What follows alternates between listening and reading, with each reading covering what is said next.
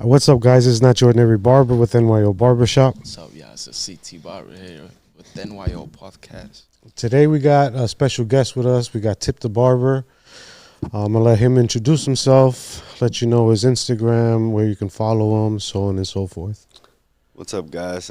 Tip the Barber. It's TIPP underscore the underscore Barber. I own Barber Bros Barbershop over in Exeter, PA. How you doing today, man? Good. Man, how are you guys? Good. How's it feel to be on the podcast? Good, man. I bailed on you the first time. Yeah, I'm here now, he's been though. in a couple of them. I'm here now, though. I'm I've here. seen him in a couple. What? All right. So talk a little bit about yourself. When did you start? How long have you been cutting hair for? I started cutting hair. I actually started messing around with it in the Army. Just buzz cuts, like simple cuts, just for fun and because we had no time. Okay. Then I came home, kind of stopped doing it for a little bit and decided to go to school when I was going job to job. I just didn't enjoy what I was doing. So I decided, you know what, my one buddy was going to school. I said, let's do it together. And, here we are. What schools did you go to, if you don't mind? Totally up in Hazleton, yeah. And was you did full-time, part-time? Full-time.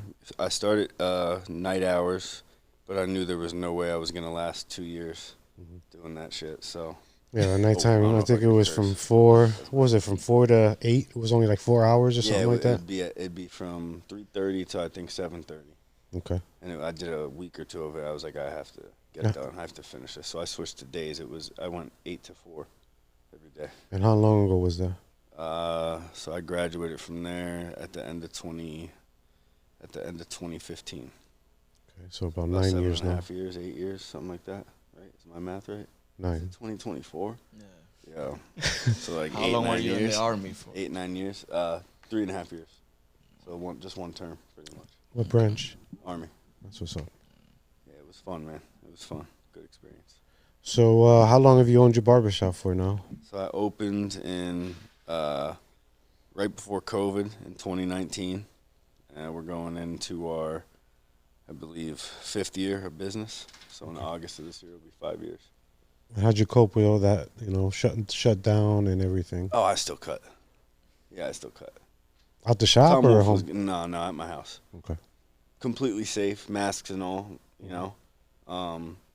But I saw Tom Wolf was getting his haircut still, so I decided to give some, No, I get that because you look at him and you're like, hold on a second. There's no way this dude just went 3 months without a haircut and his right? hair don't grow. Looking the same on It's tough not to- every single conference he had. Yeah. What So let's go back a little bit. You said Joe Lee was where you learned how to cut hair, right? Yeah.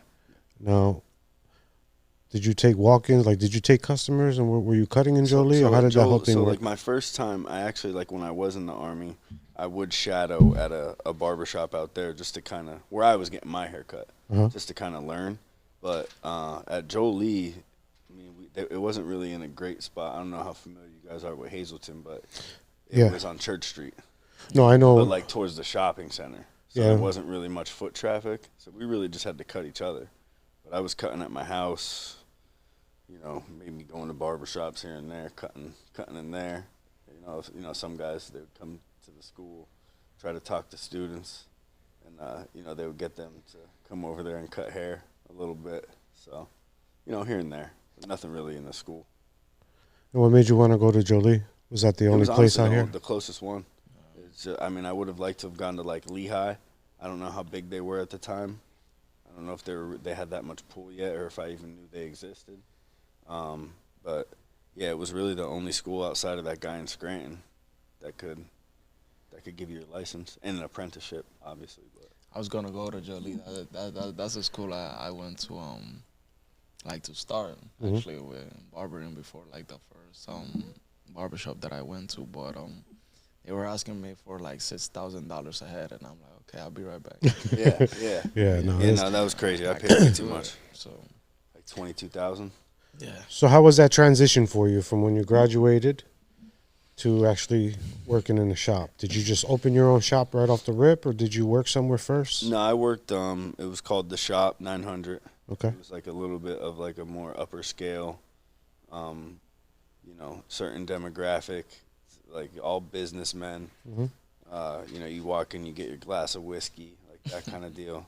So it was definitely Nice. different because I was used to more of the urban style barbershop, where Barbershop. is where I was more comfortable too. Yeah. So it was a little bit different. You had to wear all black, jeans, no sweat. I couldn't come dressed how I wanted.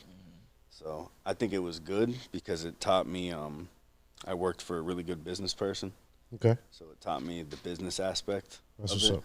It was more like formal stuff. Yeah, it was like I may have not have enjoyed the atmosphere so much, but I learned a lot more. I think on how to run Nice, a business. Now, what did you learn in school, and what do you wish that you would have learned in school? So in school, I would say, I mean, to me, I've always differentiated it like the barbers that go to school, right? I think they come out with a little bit more of the book knowledge Mhm. than most barbers do. Like they could say all the crazy, the occipital bone and the ridge. They could explain it, terminology wise, but you didn't really have that hands-on experience. Lucky for me, I did a lot of haircuts at home and Yeah. at the shop.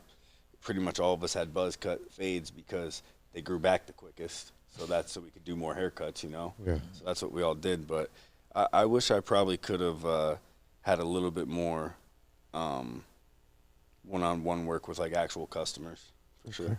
Now, I know that they accept walk-ins and things like that, or after a certain time. I mean, it's usually during the day, really, because Yeah. in the evenings nobody goes to Jolie to go get a haircut.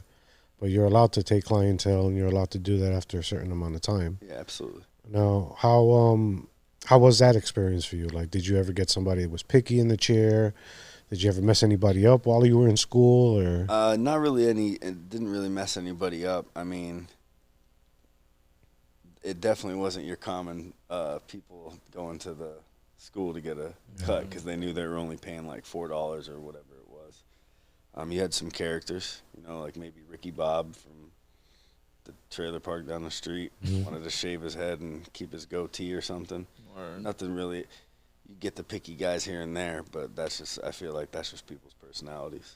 Yeah, I get it. because you get more like people that like actually they're probably trying to save money. Yeah, to go absolutely, over there absolutely. Instead of just going to get Like a you didn't regular look for, haircut. like no one ever came in and said, "Yo, let me get a burst fade, put a little half moon in there." No, because they know what they're signing up Yeah, to. absolutely, So like they can expect a lot from absolutely. students. Did you ever have any of your customers, the people that you cut at home, come over there to get haircuts? Oh yeah. It was tough because it was so far, but every once in a while I'd have a friend. They would drive up there and let me cut their hair for sure. You feel like you had like, you know how like every barber has like a story, but like Yeah. do you feel like you had like support from your family like to Oh, go for sure. for For like sure. a barbering? I think before I went to the Army, I was one of those kids that was like just getting in trouble and job to job and nothing really going for me. And then I think they saw how committed I was to it and that I changed after the military. So yeah, I would say that they had my back. My dad wasn't really. I don't think he was necessarily against it, but I don't think he realized how much money you could make, like how good of a living you could have. Yeah, that's why I asked, because like a lot of people back then they used to like judge the barbershop, and probably still like a lot of people still like judge the barber absolutely. like, as not even a job. Yeah.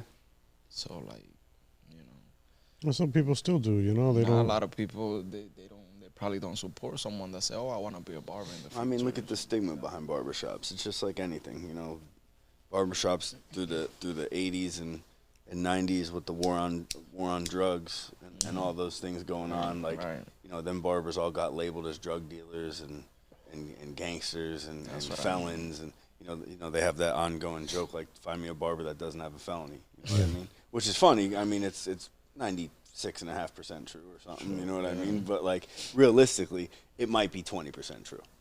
Maybe probably less. Probably less. Nowadays, yeah. But with how people are anymore, they create these stigmas and visualizations of what they think people are because of their profession.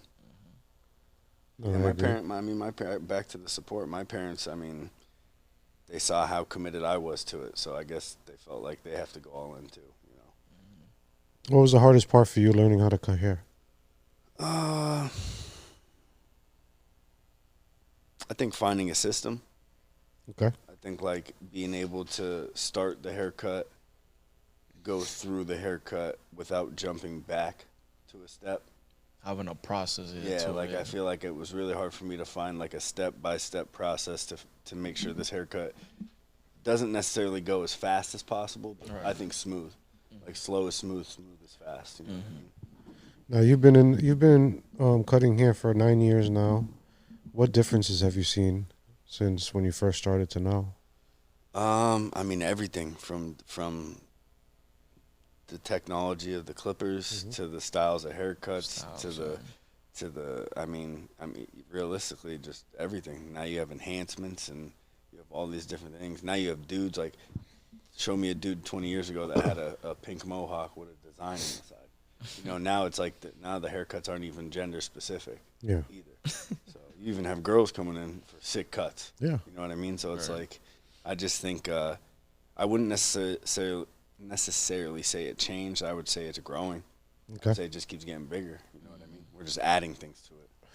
Yeah, I mean, of course, there's always a change, but I mean, one of the biggest things I've seen is, like you said, the technology, the tools, and the price of haircuts. Oh yeah, that too. Yeah, I mean, to me, like I don't think I was necessarily saying a shot at the age or anything, but I don't think I've been around cutting hair long enough to notice that. Because when I was a kid, I didn't notice what my dad was giving to the barber. You know what I mean? Like I just walked in, got my hair cut in peace. Yeah. So now, I mean, But even, I mean, I don't mean to cut now you I off. think we're up $20. Yeah, but Like- there's a lot more out there. Like, let's say, for example, 9 years ago, a haircut was what, $15? Yeah, if that. Now you got haircuts at 40, 12, 50, 60, 15, yeah. $75. Yeah. So I mean, it is a big jump in so quickly. After the pandemic, I mean, because it was just such a huge jump. But the problem is that we never really raised the prices for a long time, So now where it gets to the point to where it should be, it just happens so fast that some people are just kind of like shocked at it. I'm used to paying $15 for a haircut, and now it's $50. Like, what the hell happened? But I mean, that's It's not everything, man. 1998 anymore, bro. Even a gallon of milk is like triple what it was and a couple that's the years thing. ago. I don't know what Barber said it. I think it's Ivan Zoot. Mhm. I think he's the one that said, well, if they could raise the price of milk and eggs and groceries and all these things, Bro. well, then I have to raise my price to be able to afford that. So at the end of the day, I mean, realistically, I think we could thank COVID. I think COVID really showed the world that we are an essential job. Because think about it. Before that, like, someone would no-show you and be like, nah, I can get a haircut next week, whatever. But then once COVID happened and they couldn't get a cut, I bet you had people hitting you up $100, The big $200 rush. for a cut. Yeah. The Yo, big come to my rush. house. I'll give you $350. Like, I need a haircut. Like, it showed people that, like, yo, you kind of do need us. Because if you want to look good and feel good, you need the cut first. People were going crazy because, like, a lot of people were trying to learn by themselves and, like, just looking at the mirror and, like, trying different shit, but they didn't like the way it coming out. But then they start hitting the barbershop. Oh, yo, I need a haircut. Those were probably the most searched videos on YouTube during the How to cut hair. how to cut hair. Yeah. Right. How do I do, I agree. or self-cut or anything like that, Mhm. because everybody was at that point where it was like, you know what, I got to do it You ever myself. try that to cut your hair? Yeah, by I yourself? have. I have. It's so hard. Like, Only did it a couple times for a reason. No, I mean, it is tough. I used to have my kids hold the mirror. Their arms be hurting. I'd be like, the pick thing it is, up. like, in the mirror, like, whatever you see in the It's mirror, backwards. you have to go Yeah. backwards. Like, the Like, you think you're opposite going side. this way and you're going towards your You eyebrow. have to go the opposite It side. feels so funny. You're it's like, what the hell's going on? Yeah, it's so tough. A lot of people do it, though. I've seen, like, a couple barbers that do it, like, sick. You'll not believe it. They I did was it by actually themselves. a kid I was in the army with. He's a trainer. He's been cutting his own hair for like 3 or 4 years now, maybe longer. He does a good job, man. Good skin fade, shape up. Yeah.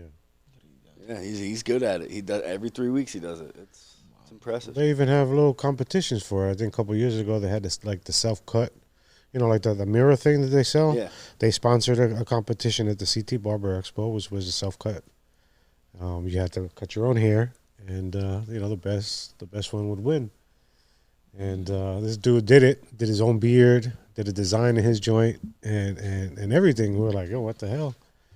I mean, he killed Giovanni that. got pretty good at it. Yeah, Giovanni does that pretty good too. I noticed That's that. that's I don't pretty know much if how he- he used to learn. If he he used still to do it, but, like, he got pretty good at it. Yeah. he used to ask me, oh, this and that. He was always interested in how to cut hair, you Yeah. know. And he would always come in for a haircut after the fact, you know. But he would always try. He went to Florida, right? And I seen him. He's cutting other people. He's doing his thing, and I was like, yo, if this is something you really like doing, because he was my son's friend, you know, I seen the kid grow up, you know, and I was like, yo, if there's something you're interested in, come, I'll teach you. And he came down and he stayed down here for what, 4 years, 3 years? Yeah, 3 years. Yeah. 3 years, I think. And yeah, he learned. He's doing good. Yeah. But back to what we were talking about. All right, so let's talk about your shop. How many barbers you got working for you? Right now it's me and 3 others, so 4 total. 4 total. And how long have you been where you're at now? I know Where I'm at now, we're there for about a year and a half. And you had one before that somewhere. Yeah, right? over like not too far from where it was. And how long were you there? That's about we were there for about 3 years. Okay. Out of both spots, which one you think was better for you? So I like my last spot. I think the size of it was perfect. Mhm. The location and some other discrepancies kind of like made it a little difficult. Where I'm at now, the location is perfect because we're right on the Ave, so it's right, plain out in sight. But it's a little bit smaller. Okay. So we're actually going to be doing some renovations in April coming up, knocking a wall down, making some more space. Well, I was owning a barbershop, right? To you, what is the most important thing that you have to stick to while running your barbershop? Ooh. You know, you like strict on like timing, or you strict on rules? Yeah, I think. I mean, the first thing I run my shop a little bit differently. Or talk about how you have it structured. Yeah, like I don't know if you like do like contracts or like whatever. Like I believe in contracts. I give people 2 options. So I give them an option to do a verbal contract with me. That's cash weekly. It's a lower payment. You handle all your expenses, whatever. Any of the product you need, you have to buy on your own. You make your own hours, right? Yeah. Off your back. Then we have another one. I do have a business partner. He's the kid I went to barber school with. We have another one where it's like nobody's done this yet because the other offer is it's more sweet, where you would pay a little bit more, but you'd be able to use supplies, this, that, and the third. So pay a little bit more weekly, and they'll be able to use the supplies that you have in your shop. Yeah, okay? absolutely. But with that, it's a little more strict when it comes to showing up, being there, this, that, and the third. Now, being late and stuff, I feel like that's just something that's always going to be an issue in the barber industry. I think we're artists, so I don't think there's like a right amount of time to do a service. Now, if your service is 40 minutes, you need to get that shit done in 40 minutes. Now, you mean being on time as far as your service, or being on time as far as coming to work? Coming to work, yeah, you got to be there. Okay. You got to be there. You better be there. Like, I expect you sitting in your chair before your before your client even gets there. Okay. I don't ever make it as big of a deal if they aren't late, but I'm pretty good at keeping mental notes. And if I see you slipping and doing it, I address it. Yeah. But I try to create a sink or swim environment. Like, I'm trying to create men that they don't need anybody to tell them what to do or how to do it or when to do it. Just, I tell them pretty much treat this like it's your business. Because it is. I mean, if you're paying me to rent this spot, that's your little barbershop right there. Yeah. So that shit should be tidy just like the rest of it, So how disciplined you think your barbers are? Like how do you rate them as like consistency and? That's a tough one. I'll be honest. The number probably isn't as good as it should be. It's not a 10. I'll say that. Okay. But I also think I have an issue with putting my expectations on other people too. Yeah. I can't like expect a lot I can't from other expect people so. to want to work as hard as I have to get to where I am. Yeah.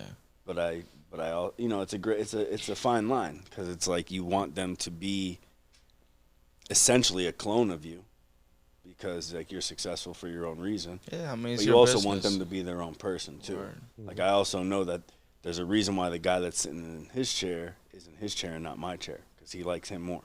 Yeah. Doesn't mean if it could be the haircut, it could be the conversation, it could be anything. So I don't know. I think I'm still learning the process of what's too much and what's too little. You know? Yeah. And if people are walking all over you, or when you need to address it.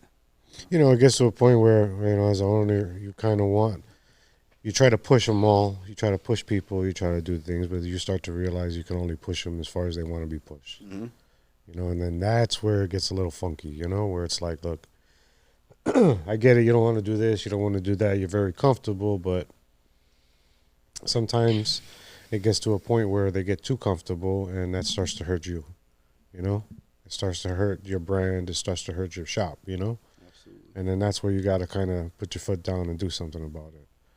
But what's the biggest problem you would say that you see with within by I guess offering those three different types of I'd say the contracts? biggest problem is probably like just in any, and even not even including the contracts, just in general. I'm sure you've seen it because I know you've been doing this longer than me. Like, you've had plenty of barbers under your belt before.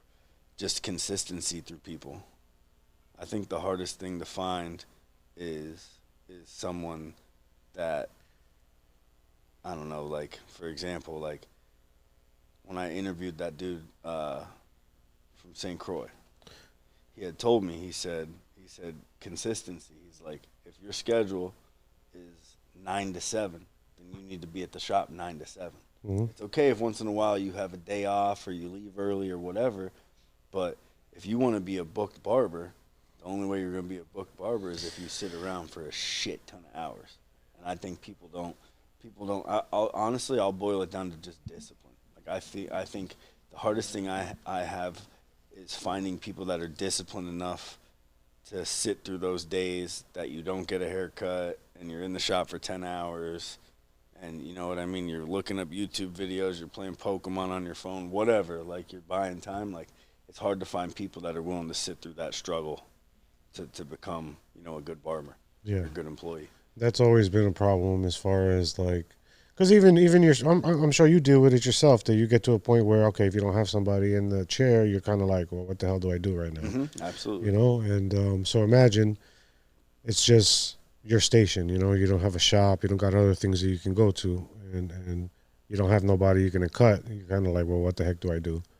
And I think a lot of that comes from how the barber's taught, right? So let's say, for example, you take somebody and you train them in your shop how to cut hair, how to be there at a certain time, how to kind of follow your rules, and now in their downtime you kind of mentor them. Look, do this. Go on Instagram, make like a template. Hi, I'm a new barber in the area. My name is such and such. I work so and so. And they're able to go and like go to these geotags, copy and paste that in messages, and that it's like treating it as a job. Now in your downtime, you have something to do. Yeah. You know what I mean? But even that sometimes gets boring for people. People don't want to sit there and do those things. Yeah, that's the thing though. Like, barbers, they don't think that like staying in the shop even if you don't have a customer. Yeah. They don't see it as a sacrifice. They don't see that like that. They think they're just wasting time, and sometimes you can't look at it that way. And what always happens, and as soon as you're starting out, as soon as you're like, look, I'm going to go out, I'm going to go get something to eat, I'm going to go do something, three customers walk through the door. They get desperate, and when you're not there, that's when everybody That happened like a week ago. Yeah. I got this new guy, great barber, great dude. I've known him for a long time. I won't name drop. He knows who he is. He just wanted to step out. Like, he's like, I don't have anything. Can I go to this, whatever? I'm like, yeah, go ahead. As soon as he leaves, like I'm not even joking, 3 people. One dude walks in. Yeah, it always happens. Luckily, one of the guys were able to take him. Literally, a minute later, another dude walks in. I'm like, no way. So I had to turn the guy away, booked him for another day. 10 minutes later, another guy walks in. I'm over here texting him like, bro, of course, as soon as you leave, 3 people. And he's hungry. Like, we all have our days, but he's a hungry barber. Like, as soon as somebody walks in, he's like, yo, are you with anybody? Yeah. How sometimes I could get annoying, but like, he wants it, and that's what you're looking for. And it's hard though, because once you get a barber that's already situated and set in their ways, they're not going to want to sit around the shop. We had this conversation with the guys last week. for a week straight, dude. I'm there, the first person in the barbershop, and there's walk-ins coming in early in the morning. Mm-hmm. There's people parked outside waiting for 10 o'clock for me to flip the sign and unlock the door. Mm-hmm. And Nobody's there. nobody's there. And I'm telling them, well, just hang out. So now I'm over here calling people, yo, what time you coming in, this and that. There's people here, so that gets tiring. We have a sit down with everybody. We explain everything. We're like, look, this is what it is, and this is what's been going on. We got to, be able to take care of the customers and so on and so forth. And then everyone starts following it and doing it. And then the customers will walk through the door at that time. And it's like, dude, if you was just here last week, you know what I mean? Like, so you never really can tell. That's why you kind of always have to be, and you got to be consistent. You kind of always have to be there in time. If the shop opens at 10, you should be there at 10 o'clock. If it closes at 6, you should be there till 6. I get it. You have slow days and things like that, but customers don't know that. People that are walking They in, don't care either. yeah, they don't care if you have to go eat or you got to take your son to go somewhere else, man. soccer That's just practice. how it goes. Yeah, it's like that everywhere. Like I coached. I don't mean to interrupt, but I coached for a little bit. I'm used to working till 7 at night. So coaching, I would have to leave at like 2 or 3 sometimes.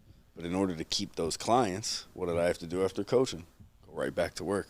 Cut till 9. You know what I mean? Like, it's just, like you said, like, they don't know. They don't know what you're doing. They don't know that you have this many kids or you got, like, practice or a doctor's appointment or whatever. So it's like, find the balance in it. yeah, you have to, I always tell my guys, like, yo, make 3 of your days 7 hours long and make 3 of your days 10 hours long. It's not, you know what I mean? Mess with your schedule, because then at least they get used to that. They know, oh, okay, Ricky's here. I know Ricky's here from 9 to 9, Wednesday, Thursday, Friday. So it's like they know, then they get used to your schedule, But you gotta be able to book up a 9 to 5 before you could start telling people when they need to come see you. Right. Now, let's talk about booking and stuff like that. Do you use any booking apps, or how would a customer want, if they want to get a haircut by you? How do they schedule? How would they set something up? I use Vigaro. Okay. I've used them since they've dropped 5 years ago, and I'll book any way I can. Like if someone calls me, texts me, like someone I know or whatever, like I'll throw them on speaker and look at the schedule. I try to get people to just use the app. Some people just like my uncle. He's not going to use the app. He's going to call me or text me every time. If it's someone like our age or one of my boys, it's like, bro, just use the damn app. If you can't see nothing, text me, but use the app to the best of your availability. Oh, yeah. Yeah, I think those apps are awesome, man. We use Booksy. Most of us use Booksy in the shop. But we still get those problems. We get people that send you messages or they'll shoot messages through Google. Do they have a request option on there? They have a standby list. You ever have anybody book, like I had, so Vigaro has like this request. So what it does is it says, you could request an appointment, any appointment on any day, any time, right?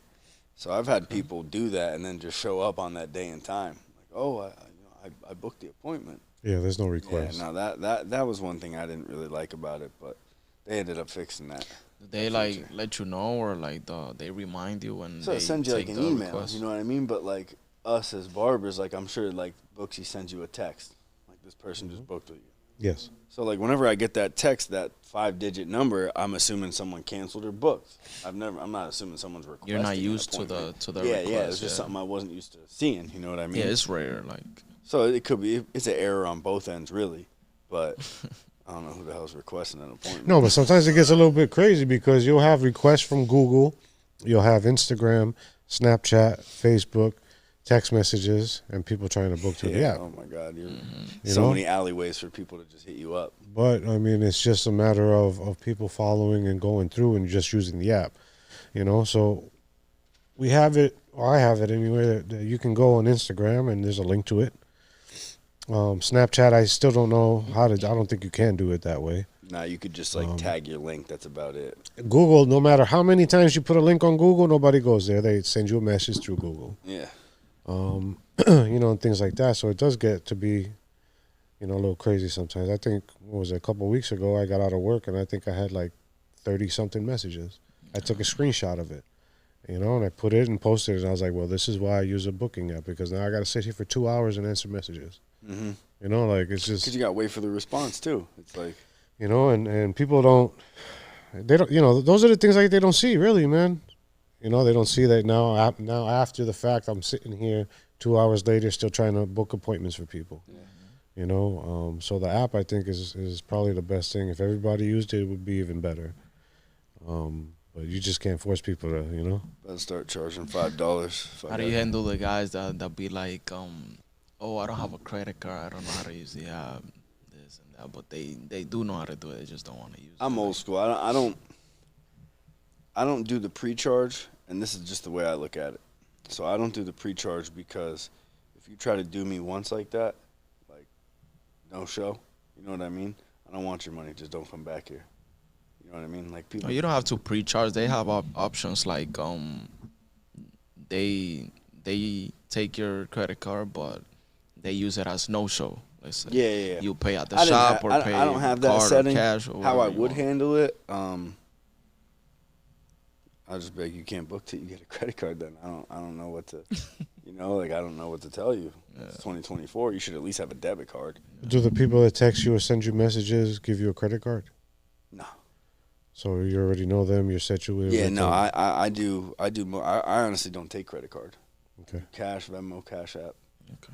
And then when it comes to, like I said, the appointments, if someone no shows or whatever, they're late, like I'm just charging you. Either next time you come in, you're paying for the appointment you missed, Yeah. or you're not coming in again. Right. You know.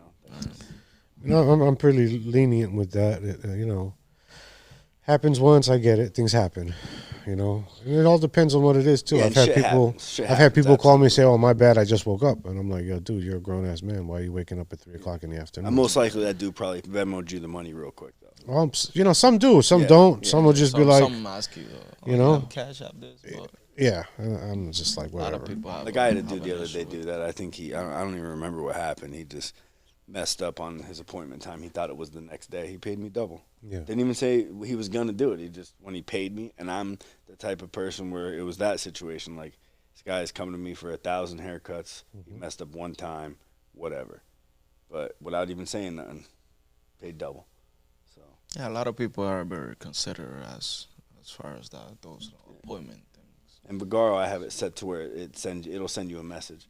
Like if you no show me, I'll click it, put no show, and it'll send you it'll say if you don't call within 24 hours at your next visit, you'll be charged double for the service that you missed. Yeah, that's cool. No, I think Booksy has it beforehand, so you have to literally agree to it. So basically, it'll tell you you'll be charged if you do a no show 100%. If you do a late fee, it's a certain thing. And they have to agree to that before they can actually book. So if they do a no show, you can just charge them right through the app. Mm-hmm. I like that. And you just go in, put down no show, boom, and it'll charge them. I actually wanted to switch to Booksy. I almost made the switch. I just have so many clients on Vagaro already. It's just hard. It's hard to get it to switch. And I think Booksy has a thing where they could somehow, I You could can. give them my login information, You can't keep Yeah, like, I both. and or- they could somehow send emails to my people. But it's like those guys that I don't see that often. Like they're not gonna be checking their email for that. You know Yeah. what I mean? It's Well, like Are you, for- transition. are you able to like keep two apps at the same time? Well, that's what I was You going to tell could. you. You're going to have to manage that. You could open 6 hours on one and then the next 5 on, like No, for example, on what I mean Vagaro. is when you have an appointment on Vagaro, you're going to have to go on Booksy and close that time off yeah, too. that- You know, That's and hard. then close off time. You know, you're going to have to do the back and forth in the switch. Yeah, or you could do like the open on Booksy. Probably You for, could have like, from days. 10 to 2 open, days. and then on Vagaro have 2 to. And then as those people come in, you're gonna have to do something eventually. You're gonna have to tell them like, "Yo, we're switching to this app. Yeah. Like, book your next appointment now, so I can show you something like that." You know? That's what I see is probably like just use like 2 days in one app, 3 days on another. But it depends like what kind of customers you have. So might not work. Yeah, I tried doing the whole letting each barber have their own app too, and that shit doesn't work either. Then you can't see what's going on. Yeah. Like realistically, at the end of the day, I let the men be men. You do what you got to do, but just know, like I'm noting everything, like how you conduct yourself in my shop. Have you ever had to fire anybody? No. They've either gone. I've had 2 guys go to do their own thing, which I support all the time. And then the other guys kind of either just dwindled and stopped showing, the ones that did, I got one guy in the feds, free my guy, but he's actually coming out in a couple months here, so we'll be happy to have him back. Nice. Okay. And yeah, luckily I've never had, I think because of how I do that though, is why I've never had to deal with that. Because I'm the type, like, I'm not even going to fire you. I'm just going to be like, yo, just leave. Yeah. I'm not going to make a scene. I don't have time to yell at anybody or babysit. But luckily I've never had to let anybody go like that. Yeah. I mean, it's never easy, you know, But they know it's coming. Yeah. Like, when you say, look, we got to sit down and talk, they already know what's up. yeah, yeah. You know, because it's usually not because of something, they already know that they messed up and there's something going on. And it's probably not the first time, you know. How many stations? How is that like Just- what you have set up? Or you're looking Just at 4 open stations right now. Yeah, once we, like I said in April, when we knocked that wall down, More? we're gonna probably be able to pop in like 2 to 4 more. Okay. I'm gonna start trying to apprentice. That's a whole nother world in its own, bro. Like that is, Yeah. you know, I've looked up different ways to go about it, and I commend you for doing it because it's not easy to be a barber, a barbershop owner, and a teacher yeah. all in the same day, Mhm. you know, at the same time. So just looking to start that up, take one guy on, see how I like it, Yeah. and if I do, I'll continue to do it. And I think that's, I mean, yeah, it's a lot of work, but in the long run, I think it's something that ends up working out for Yeah, you know, your benefit. creating future revenue and you know whatever it is. And I'd love to open another shop. There's so many cities and Yeah. that don't have good barbershops that, you know, I would love to help someone. Yo, let's go open the shop over here. I only need this much a month. Mhm. The rest is yours. Hire whoever, charge them whatever. Mhm. It's all on you. I'd love to help people out like that. What is the hardest thing for you to when you're opening up a shop? I think being frugal financially. Okay. I think like when you open, I think it's real easy to buy these lights and get these chairs and do this and do that and not really sit down and say, okay, like realistically, how much do I need to open this shop and how much do I need to open the second shop? You know what I mean? So I would say, like, you know, the finance part is definitely the hardest part because I try to do that all on my own. Yeah. With no accountant or anything. I try to just do that all on my own. You know, and that's another thing they don't teach you in school. Yeah. You know, those are the things, you know, they help you get your license, but once you get out there, it's like, okay, hold on a second. What do I do with this money I'm making? Where do I put it? How do I do taxes? You know, how do I actually create income? Because there's one thing to say, oh, I make this amount of money, but if you can't show for it, you know, it doesn't do you no good. Absolutely. And you can't, you know how many barbers you see, they got a $50,000-$60,000 car, $250,000 house, but they're claiming 40 grand. Yeah. It's like, bro, You're someone's gonna going get to find out. caught. You're gonna get cut. Yeah, someone's going to figure that out. No, definitely, I agree with that. So let's talk. Now, lately, you've been going to a couple shows. You were at the Berks County joint. We saw you at Connecticut. What do you think about these barber shows and these expos? I think they're needed. I think it's a good way to, you know, now you're even starting to see people that aren't even barbers or hairstylists going to them. Mm-hmm. I think it's just a good way to get everybody together that loves doing hair. You know, everybody supporting each other, buying products, buying, you know, whatever, clippers, and just, you know, supporting all the vendors. I think it's just like any other industry. You know, the tattoo industry has tattoo shows. Mm-hmm. You know, the entertainment industry has the Grammys and all these different, you know, ceremonies and stuff for what they do. So I think if it wasn't for Jay Majors and a lot of these guys like Barber doing these things, I don't think the barbering industry would be anywhere near what it is. Yeah, I agree. You know, I think the hype of these shows is what keeps these companies generating the new product and the new look and signing the new barber and, you know, putting out the best content. I think it all plays a huge factor in why barbering is where it is. So does social media. Social media is a big thing now. As far as like with the machines and these companies, you know, it's free advertising, pretty much. You know, you got a barber that's got a good following. You're like, look, here's some clippers. Put them out there for me. Boom, and it's like, you know, everybody wants that. You know, I think that's something that it's great to have, man. Like that social media, reaching out to people and doing things like that. That's that's probably one of not the easiest, but one of the most convenient ways to bring in clientele, bring in customers, and advertise and promote your business. Absolutely. What so what do you use? You use Google, Vagaro. What do you use for promoting your shop? All the social media platforms. I'm not really big on TikTok. Hmm. I've never really been a fan of it. I think it's because of how much my fiance likes to scroll on it. I hear all those videos. Instagram though, Facebook. I think to me, honestly, I think Facebook is the best. I know Instagram's hot right now, but I think when it comes to the interaction of parents and adults, I feel like on Facebook, like for example, how hard is it for you to get a comment on your Instagram post? Pretty hard.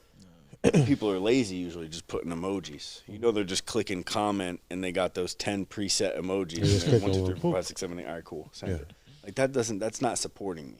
Yeah. But on Facebook you post something, you get 20 comments. Wow, this is awesome. Wow, what a great job. Then the next lady tags her husband.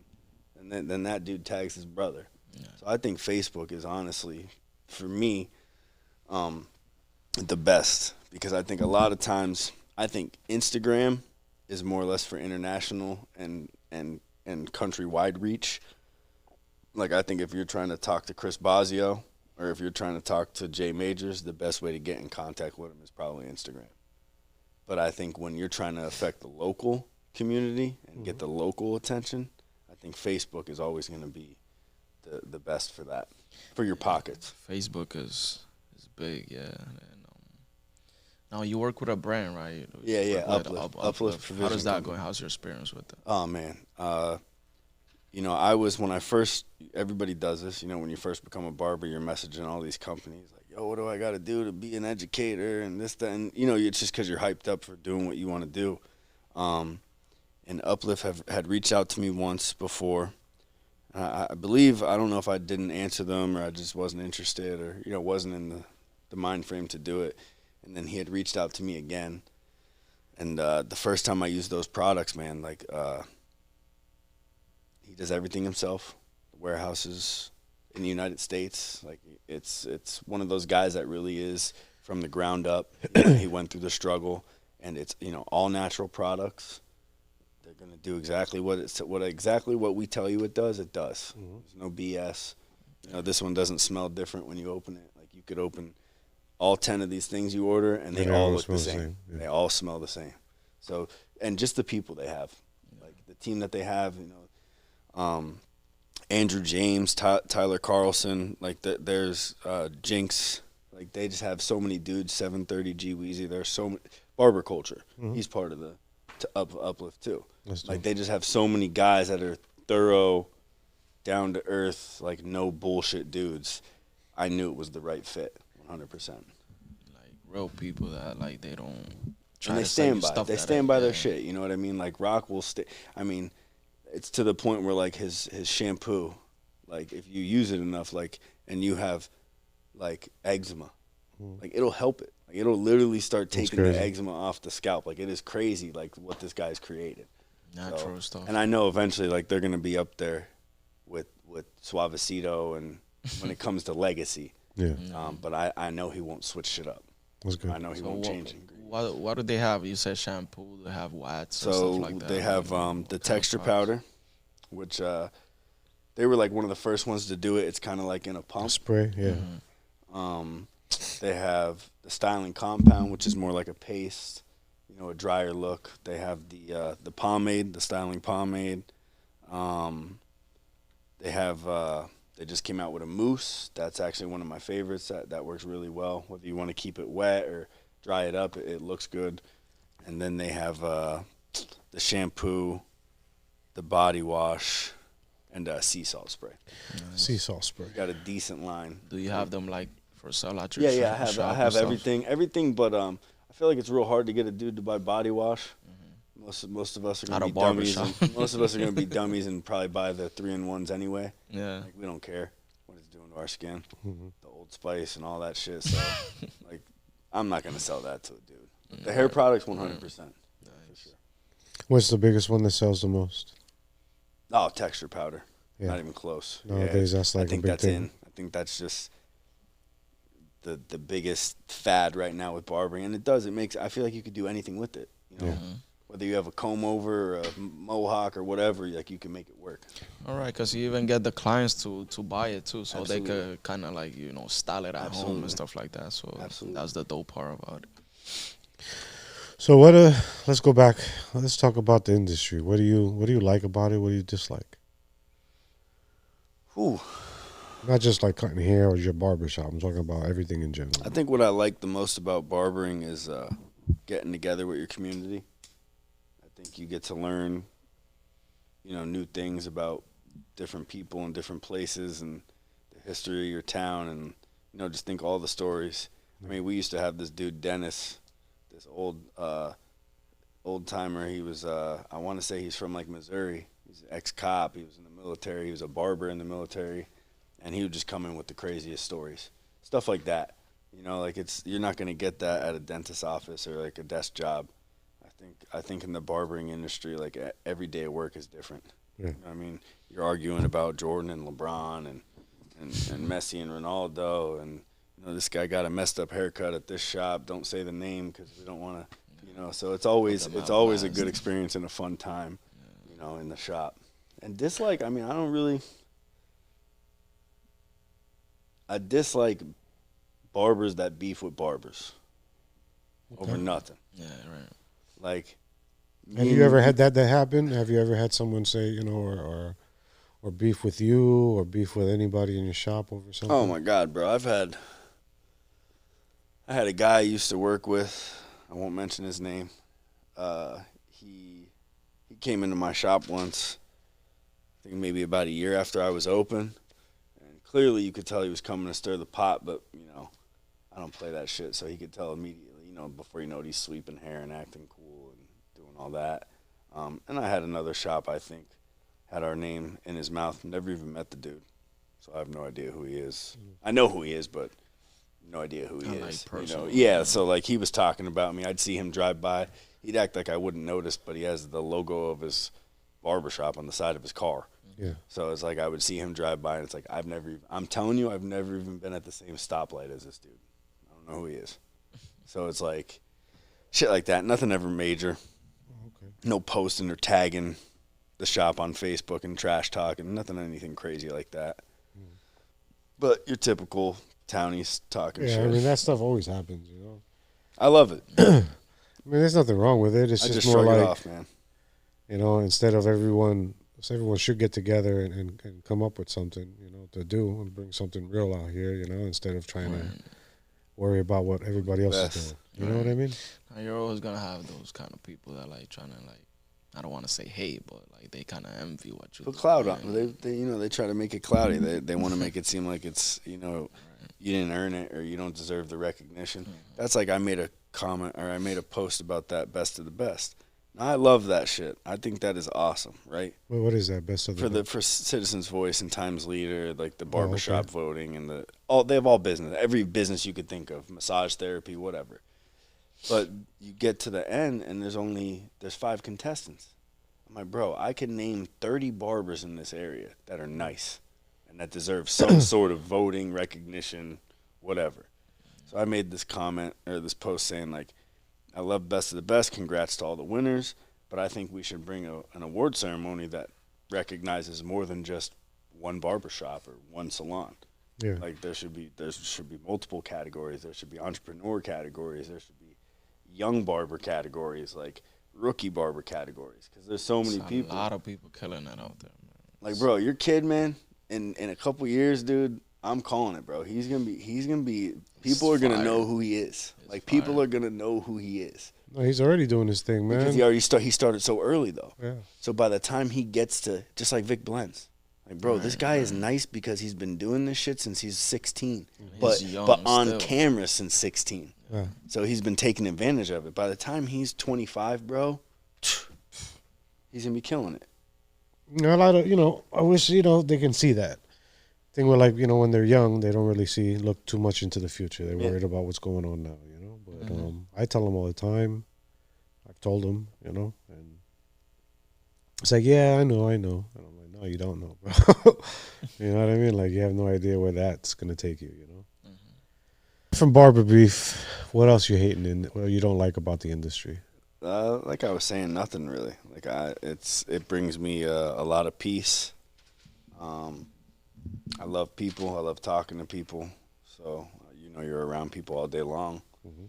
Um, I guess I could say I don't like the world's understanding of barbering. Okay, talk about that. Kind of like how we were saying before, like with the pricing and everything. Like I feel like someone will come in and they'll sit in your chair, and this guy might make $80 an hour, but he'll tell you $30 for 30 minutes is too much. And it's like it's someone they understand their own value, but they don't understand the value of the haircut you're giving them. And they did all this research to find a great barber with great reviews, but don't want to pay great barber prices. So I think as time goes on, I think it's going to change, but I still think the world's in this spot where they think a haircut should only be so much. It's just a haircut. It's just a barbershop. It's not a business. I have a few like posts and stuff like that talking about those things, and there's all types of people. Like, oh, I still pay $12, and you're like, well, I don't know where Go the back heck to you're his at, ass but and I think that everybody's got to change it, man. I don't think you can't have. I mean, you can because that's what happens all the time, but. So let's say this area, right? Let's say the Wilkes-Barre area. If we all sat down and said, you know what, the minimum price that we should all be charging for a haircut is such and such. That would change everything here. Yeah, they used to do that. They used to do that. I go to every shop. But but that takes someone to start that. Like, just keep doing that as like business aspect. And everybody agrees to that, but. But then you'll have everyone that will agree to it. Then you'll have that one person that'll be like, you know what, the heck with it. I'm gonna still do $20 haircuts. Right. Get all the business. But I mean, realistically, man, if if you're doing one haircut at $40, and even if it takes you an hour, right, that means that other person has to do two and rush them. I mean, yeah, you got people that like those rush cuts, in and out, boom, boom, I'm out. But Two-spin Tommy. You're still killing yourself. You're still over there. Look, now I got to do 2, 3 people in an hour, just to make up for what they're doing. And I think that it's got to get to a point where you realize that, man. You know what I mean? Like, you got to be like, all right, hold on.